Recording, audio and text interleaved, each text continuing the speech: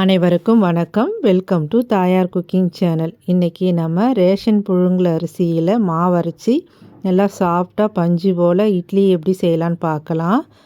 வீடியோக்குள்ளே போகிறதுக்கு முன்னாடி நம்ம தாயார் குக்கிங் சேனலை சப்ஸ்கிரைப் பண்ணுங்கள். கூடவே இருக்கிற பெல் பட்டனையும் கிளிக் பண்ணிக்கோங்க. இப்போ வாங்க வீடியோக்குள்ளே போகலாம்.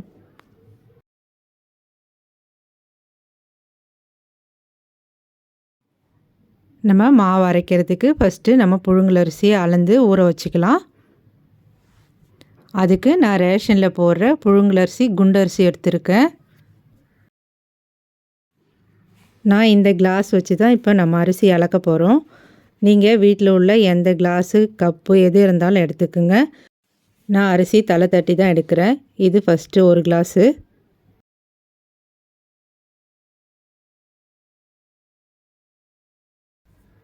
2, 3, 4, 5, 6, 7 கிளாஸ் புழுங்கல் அரிசி சேர்த்துருக்கேன். பச்சரிசி ஒரு கிளாஸ் எடுத்து வச்சுருக்கேன். இது கடையில் வாங்கின பச்சரிசி தான். நீங்கள் ரேஷன் பச்சரிசி வச்சுருந்தாலும் சேர்த்துக்கலாம். இப்போ இந்த பச்சரிசியை ஓரமாக எடுத்து வச்சுட்டு இந்த புழுங்கல் அரிசியை மட்டும் 2 தடவை தண்ணி ஊற்றி கழுவி எடுத்துகிட்டு வந்துடலாம். இப்போ நான் 2 வாட்டி கழுவி எடுத்துகிட்டு வந்துட்டேன். இப்போ இதில் கல் உப்பு சேர்த்து நம்ம நல்லா தேய்ச்சி கழுவிக்கலாம். இந்த மாதிரி 2 வாட்டி ஃபஸ்ட்டில் கழுவிட்டு அதுக்கப்புறம் கல் உப்பு சேர்த்து நீங்கள் கழுவும் போது அரிசி இன்னும் நல்லா வெள்ளையாக அந்த வாசனைலாம் போய் நல்லா பளிச்சுன்னு இருக்கும். நீங்கள் இந்த மாதிரி ஒரு வாட்டி ட்ரை பண்ணி பாருங்கள். ஃபஸ்ட்லேயே போட்டு கழுவுறதுக்கு பதிலாக இது மாதிரி 2 வாட்டி கழுவிட்டு அதுக்கப்புறம் உப்பு போட்டு கழுவி பாருங்கள். இந்த மாதிரி நல்லா தேய்ச்சி ஓராஞ்சி கழுவி எடுத்துக்குங்க. இப்போ இதில் நம்ம தண்ணி ஊற்றி கழுவிக்கலாம். இப்போ தண்ணி ஊற்றும் போதே தெரியும் உங்களுக்கு எந்த அளவுக்கு குழகுழப்பாக அழுக்காக இருக்குன்னுட்டு. நான் இந்த தண்ணி இப்போ பக்கெட்டில் மாடு குடிக்கிறதுக்காக ஊற்றி வைக்க போகிறேன். தண்ணி வேஸ்ட் பண்ணாமல் மாடு இருந்தால் மாட்டுக்கு ஊற்றுங்க. அப்படி செடியெலாம் வச்சுருந்திங்கன்னா செடிக்கு ஊற்றுங்க. இந்த மாதிரி அரிசியை தேய்ச்சி நல்லா கழுவும் போது உங்களுக்கு நல்லா அழுக்கு போய் இட்லி அந்த வாசனையும் இல்லாமல் வெள்ளையாக இருக்கும்.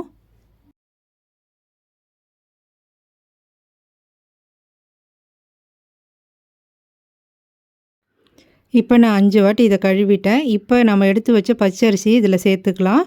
நான் ஃபஸ்ட்லேயே எதுக்கு சேர்க்கலன்னா அது கடையில் வாங்கின பச்சரிசின்றதுனால நான் ஃபஸ்ட்லேயே சேர்த்து கழுவலை. இப்போ சேர்த்து கழுவிக்கலாம். நீங்கள் ரேஷனில் வாங்கின பச்சரிசியாக இருந்தால் புழுங்கல் அரிசி கழுவும் போதே சேர்த்து அதுவும் கூட சேர்த்து கழுவிக்குங்க. இப்போ இதை 2 வாட்டி கழுவி எடுத்துக்கலாம்.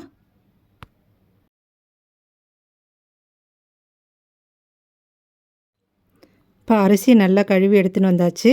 இப்போ இதில் நல்ல தண்ணி ஊற்றி ஊற வச்சிடலாம். அரிசியை மூடி வச்சு 4லேருந்து 5 மணி நேரம் ஊற வச்சுருங்க. இது ஊறட்டும். இப்போ நம்ம உளுந்து ஊற வச்சுக்கலாம். நம்ம அரிசி அரைக்கிறதுக்கு 2 மணி நேரத்துக்கு முன்னாடி ஊற வச்சா போதும் உளுந்து.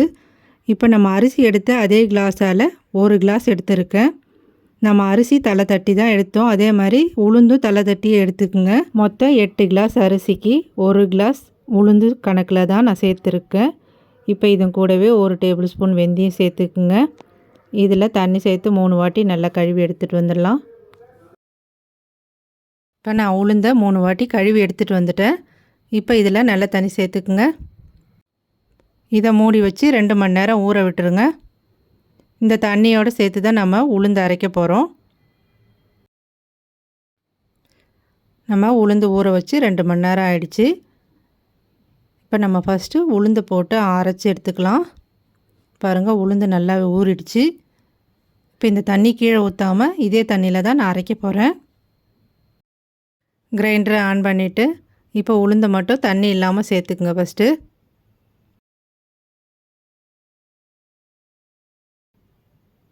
இப்போ இந்த ஊற வச்ச தண்ணி பத்தலைன்னா நீங்கள் வேறு தண்ணி ஊற்றி அரைச்சிக்கலாம். இப்போ கொஞ்சம் கொஞ்சமாக தண்ணி தெளித்து நல்லா மையாக அரைச்சி எடுத்துக்கலாம். நான் பெரிய கிரைண்டரில் அரைக்கிறதுனால உளுந்த ஒரே வாட்டியாக போட்டு அரைச்சி எடுத்துக்கிறேன். நீங்கள் சின்ன கிரைண்டரில் அரைக்கிறதா இருந்தால் 2 வாட்டி போட்டு அரைச்சி எடுத்துக்குங்க. இந்த மாதிரி இடையில மாவை தள்ளி விட்டு தண்ணி தெளித்து அரைங்க. உளுத்த மாவு நல்லா மஞ்சு வர்றதுக்கு 20லேருந்து 30 நிமிஷம் ஆகும். அரிசியும் நல்லா ஊறிடுச்சு. இந்த அரிசியை நான் வேறு பாத்திரத்தில் மாற்றி வைக்க போகிறேன். இந்த பாத்திரத்தில் தான் நான் இப்போ உளுந்து வழிக்கிறதுனால இதில் இருக்கிற அரிசியை நான் வேறு பாத்திரத்தில் மாற்றிட்டு, இப்போ மாவு நல்லா மஞ்செடுத்து பாருங்கள் எந்த அளவுக்கு நிறையா மாவு வந்திருக்குன்னு. இப்போ மாவு நல்லா மஞ்சிச்சான்னு பார்க்குறதுக்கு ஒரு பாத்திரத்தில் தண்ணியில் மாவு எடுத்து கொஞ்சமாக எடுத்து போட்டு பாருங்கள். இந்த மாதிரி போட்டால் மாவு பந்து மாதிரி மேலே மிதக்கணும். அப்படின்னா உங்களுக்கு கரெக்டாக மாவு மஞ்சிடுதுன்னு அர்த்தம். இப்போ நம்ம மாவு எல்லாத்தையும் வழித்து எடுத்துக்கலாம்.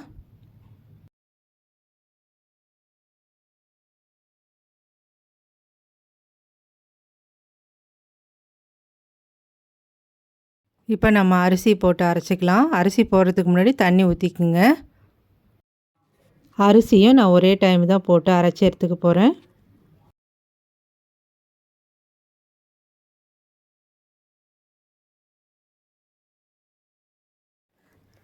இடையில இந்த மாதிரி கையை வச்சு அரிசி தள்ளி விடுங்க.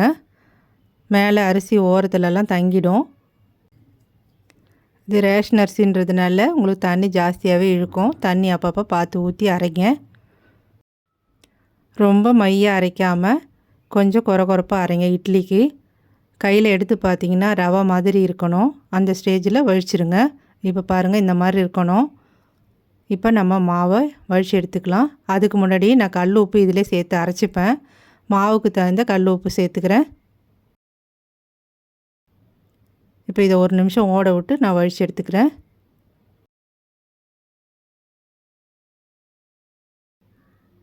உளுந்து எடுத்து வச்ச பாத்திரத்திலே நான் அரிசி மாவையும் எடுத்துக்கிறேன்.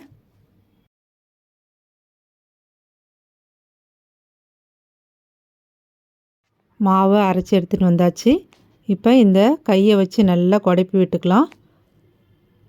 இந்த மாதிரி கை வச்சு கலக்கும்போது தான் உளுந்து அரிசி மாவும் ரெண்டும் சேர்ந்து ஒன்றா உங்களுக்கு நல்லா புளிச்சு இட்லி நல்லா சாஃப்டாக கிடைக்கும்.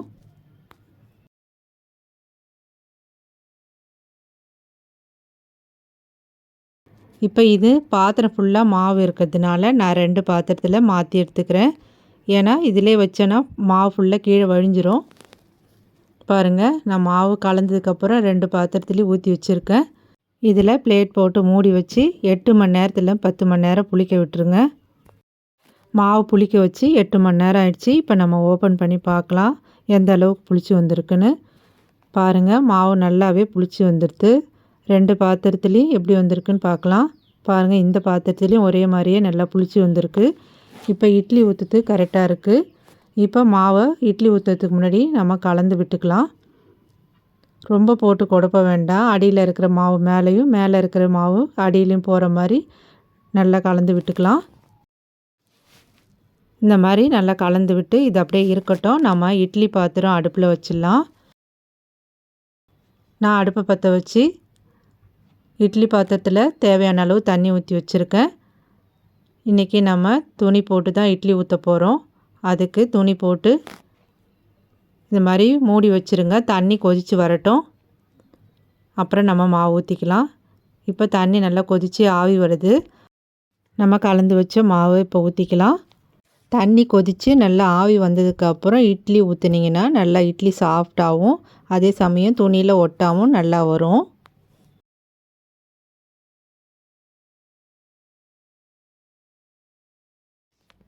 இப்போ மூடி போட்டு மூடிடுங்க. 5லேருந்து 7 நிமிஷம் வேக விடுங்க. இப்போ இது வெந்து வரட்டும். இப்போ 5 நிமிஷம் ஆயிடுச்சு. நம்ம ஓப்பன் பண்ணி பார்க்கலாம் இட்லி நல்லா வெந்துருச்சான்ட்டு. இப்போ இட்லி நல்லா வெந்துருச்சான்னு செக் பண்ணி பார்ப்போம். இது மாதிரி ஏதாவது ஒரு ஸ்டிக் இருந்தால் இது மாதிரி இட்லியில் குத்தி பாருங்கள். இது மாதிரி ஒட்டாமல் வந்துச்சுன்னா இட்லி நல்லா வெந்துருச்சுன்னு அர்த்தம். இதை எடுத்து நம்ம இப்போ ஒரு பிளேட்டில் கவுத்துக்கலாம். துணி மேலே லேசாக தண்ணி தெளித்து விட்டு துணியை எடுத்துடலாம்.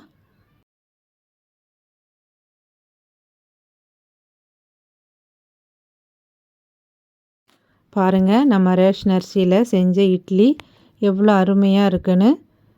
நீங்களும் இதே மெத்தடில் செஞ்சு பாருங்கள். உங்களுக்கும் சூப்பராக வரும். இந்த ரெசிபி பிடிச்சிருந்தா தாயார் குக்கிங் சேனலுக்கு சப்ஸ்கிரைப் பண்ணுங்கள். நன்றி, வணக்கம்.